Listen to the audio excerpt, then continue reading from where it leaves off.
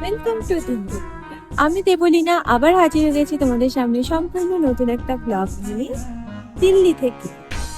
তো আজকে সবার প্রথমে আমি দিল্লিতে এক্সপ্লোর করব রেড ফোর্ট। আমার পেছনেই তোমরা দেখতে পাচ্ছ রেড ফোর্ট।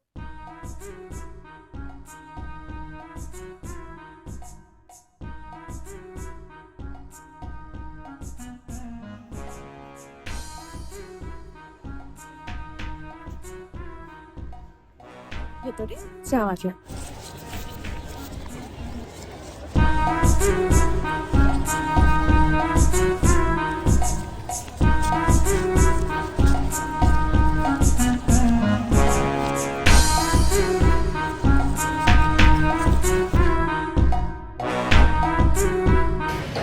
চলো তার আগে আমাদের জার্নিটা কিভাবে শুরু হয়েছে সেটা তোমাদের দেখাই।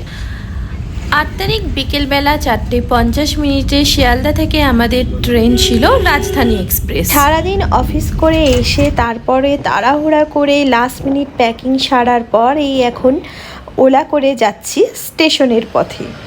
ট্রেন ছাড়ার নির্দিষ্ট সময়ের আগেই আমরা স্টেশনে পৌঁছে গিয়েছিলাম। স্টেশনে পৌঁছেই সবার প্রথমে যেটা করলাম, কিছু টুকিটাকি খাবার কিনে নিলাম। তো সবার প্রথমেই দেখলাম যে শিয়ালদাতে কেএফসি আছে, তো কেএফসি থেকে একটুখানি চিকেন পপকর্ন কিনে ট্রেনে উঠলাম। ট্রেনে আমাদের স্ন্যাক্স, ডিনার, ব্রেকফাস্ট সব কিছুই দেবে, তাও মনে হলো যদি আরও কিছু চটপটা খেতে ইচ্ছে করে। ট্রেনে ওঠার সাথে সাথেই আমাদেরকে বিকেলে স্ন্যাক্স দিয়েছিল, যেটার ভিডিও আমার করা হয়নি, তবে রাতের খাবারটা আমি ভিডিও করেছি। দিয়েছে ভাত, রুটি, চিকেন, ডাল আর একটা ভেজ তরকারি। এরপর ডিনার করে শুয়ে পড়লাম এবং সকাল হয়ে গেল। সকালবেলা কিন্তু ট্রেনে আমাদের রাইট টাইমেই দিল্লি স্টেশনে পৌঁছে দিয়েছিল। একটু ভয় ছিলাম যে শীতের সকাল রাইট টাইমে পৌঁছাবে কি না, কিন্তু না, একেবারেই সঠিক সময়ে পৌঁছে গিয়েছিল। হোটেলে পৌঁছে ফ্রেশ ট্রেশ হয়ে আমরা বেরিয়ে পড়লাম দিল্লিকে এক্সপ্লোর করার জন্য। তো আমরা ওখানে গিয়ে আমরা একটা ওলা রেন্টাল করে নিয়েছিলাম 8 ঘন্টার জন্য। তো সেটা করেই এখন আমরা দিল্লির বিভিন্ন জায়গায়, যে সব কিছু তো ঘুরতে পারবো না, তবে যে কটা করা যায় মেইন 3-4টে জিনিসই দেখার সবার প্রথমে ট্রাই করেছি। তো দেখতেই পাচ্ছ এই হচ্ছে দিল্লির রাস্তাঘাট। দিল্লিতে কিন্তু প্রচণ্ড ট্রাফিক, বাপরে বাপ, মানে মারাত্মক ট্রাফিক। অনেক জায়গায় ট্রাফিকের কথা শুনেছি, তবে কিন্তু দিল্লির ট্রাফিকের কথা কখনো শুনিনি, কিন্তু এবার গিয়ে এক্সপিরিয়েন্স করলাম। তো এই হচ্ছে, এখন আমরা যাচ্ছি সবার প্রথমে রেড ফোর্ট দেখতে। এই রেড ফোর্ট কিন্তু 2.5 কিলোমিটার জায়গা জুড়ে তৈরি। তো রেড ফোর্টে কিন্তু টিকিট প্রাইস হচ্ছে 50 রুপিস পার হেড। তো চলো ভেতরটা এক্সপ্লোর করা যাক। রেড ফোর্টের টাইম হলো সকাল 9টা থেকে বিকেল 5টা পর্যন্ত। এই রেড ফোর্ট কিন্তু অনেক বড়, তোমাদের মিনিমাম ঘুরতে টাইম লাগবে 1 থেকে 1.5 ঘন্টা। প্রতি বছরই কিন্তু এই রেড ফোর্ট দেখতে ভারত এবং বিভিন্ন দেশ থেকে প্রায় লক্ষাধিক পর্যটক আসেন। তোমরা যারা জানো না তাদেরকে বলে রাখি, এই রেড ফোর্ট কিন্তু তৈরি করেছিল সম্রাট শাহজাহানই। আর প্রতি বছর কিন্তু স্বাধীনতা দিবসের দিন আমাদের ভারতের প্রধানমন্ত্রী এই রেড ফোর্টের প্রাঙ্গণ থেকেই কিন্তু জাতীয় পতাকা উত্তোলন করে, আর জাতির উদ্দেশ্যে ভাষণও কিন্তু এখান থেকেই দেয়। মুঘল সাম্রাজ্যের পরে তারপরে যখন ব্রিটিশরা এই সব কিছু দখল করে নেয়, তখন তারা এই রেড ফোর্টকে কিন্তু সেনাবাহিনীর ক্যাম্প হিসাবে ইউজ করত। আর দেশ স্বাধীন হওয়ার পর থেকেও কিন্তু 2003 সাল পর্যন্ত এটা সামরিক ক্যাম্প হিসাবে ব্যবহৃত হতো। রেড ফোর্টে ঢোকার পরেই কিন্তু এরকম দুধারে একটা মার্কেট বসে, তোমরা চাইলে এখান থেকে শপিং করতেই পারো। আগে যখন মোগল সাম্রাজ্য ছিল তখনও কিন্তু এই জায়গাতেই কিন্তু দুপাশে বাজার বসতো এবং সেই ট্র্যাডিশনই কিন্তু এখনও মেনে চলা হচ্ছে। এখন যে বিল্ডিংটা দেখছো এটাই কিন্তু ফোর্টে ঢোকার মুখ্য দরজা, আর এর ঠিক উল্টো পাশেই আছে হচ্ছে দিওয়ানি আম। আগে রাজা এখানে বসে সমস্ত প্রজাদেরকে দর্শন দিতেন। প্রজাদের প্রবলেমের কথা শুনতেন।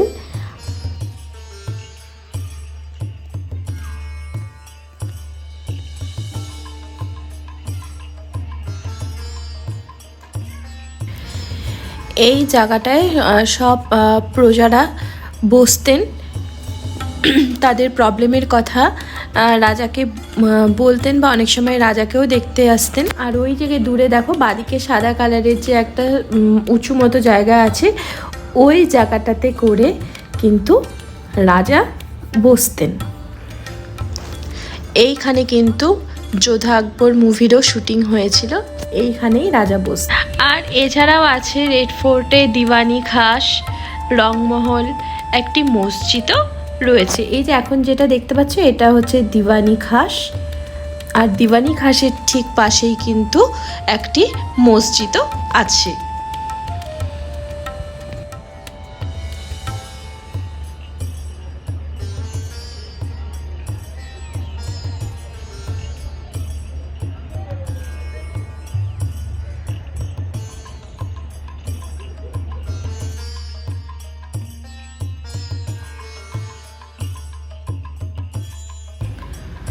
আমরা এখন রেড ফোর্ট থেকে বেরিয়ে যাচ্ছি, এরপরে যাচ্ছি আমাদের next destination India Gate. India Gate কিন্তু ব্রিটিশরাই বানিয়েছিল। প্রথম বিশ্বযুদ্ধে যে 90,000 ভারতীয় সেনা শহীদ হয়েছিলেন তাদের উদ্দেশ্যেই কিন্তু এই ইন্ডিয়া গেট তৈরি হয়েছে।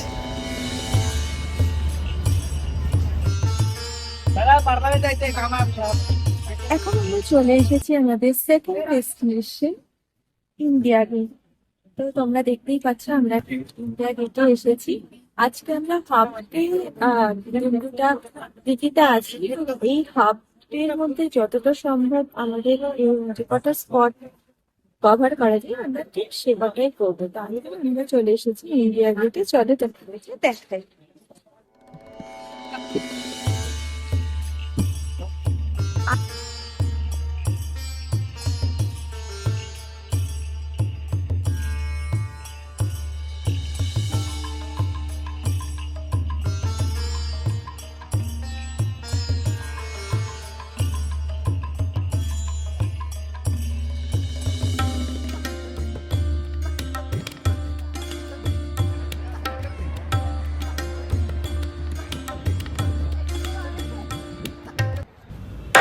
ইন্ডিয়া গেটের ঠিক পেছনেই আছে ন্যাশনাল ওয়ার মেমোরিয়াল, যার ভেতরে আছে অমর জওয়ান জ্যোতি মনুমেন্ট।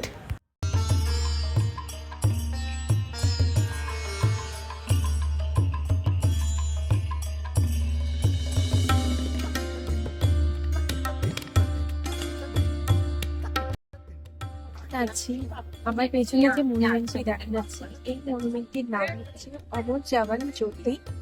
এটি ইন্ডিয়া গেটের পেছনে ন্যাশনাল ওয়ার মিউজিয়ামের ভেতরে অমর জওয়ান জ্যোতি মনুমেন্টটি আছে।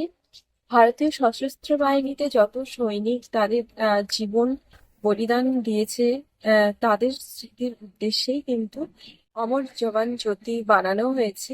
আর এখানে 24 ঘন্টায় কিন্তু তাদের স্মৃতির উদ্দেশ্যে আগুনের শিখা সবসময় জ্বলতে থাকে। এই আগুনের শিখা কিন্তু সবাই বন্ধ হয়।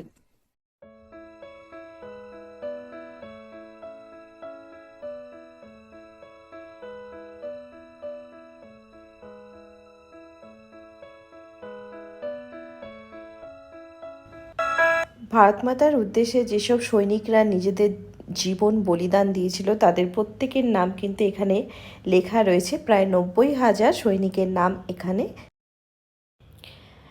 ইন্ডিয়া গেট দেখা হয়ে গেলে এরপর আমরা চলে গেছিলাম দুপুরের লাঞ্চ করতে, কেন কি প্রচণ্ড খিদেও পেয়ে গিয়েছিল। তো আমরা একটা রেস্টুরেন্টে গেছিলাম যেটা আমাদের নেক্সট ডেস্টিনেশনের কাছেই ছিল।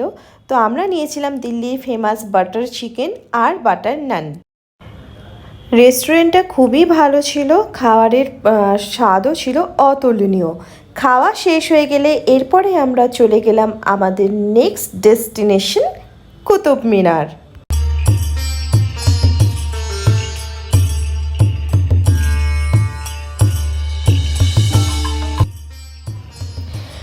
প্রায় 1200 খ্রিস্টাব্দে সম্রাট কুতুবউদ্দিন আইবক কিন্তু এই কুতুব মিনার তৈরি করেছিলেন।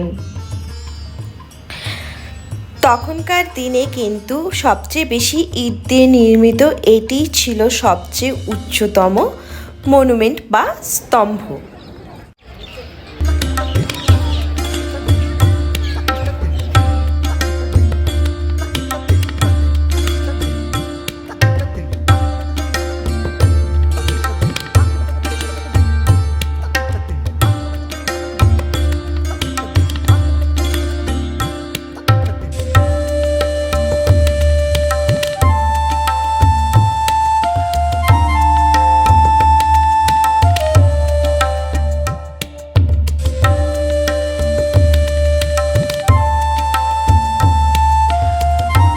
বারোশো খ্রিস্টাব্দে কুতুব মিনার তৈরি হলেও 1500 খ্রিস্টাব্দে কিন্তু এটি একটি ভয়ানক ভূমিকম্প দ্বারা ক্ষতিগ্রস্ত হয়েছিল এবং তখন এটাকে সংস্কার করা হয়েছিল। এরপরে আবার 1800 খ্রিস্টাব্দেও কিন্তু এই কুতুব মিনার আবার একটি ভয়ানক ভূমিকম্পে কিন্তু ক্ষতিগ্রস্ত হয়েছিল এবং তখনকার ব্রিটিশ শাসকেরা এটাকে আবার পুনরায় এটাকে সংস্কার করেছিল। তো এই হচ্ছে কুতুব মিনারের পেছনের হিস্ট্রি।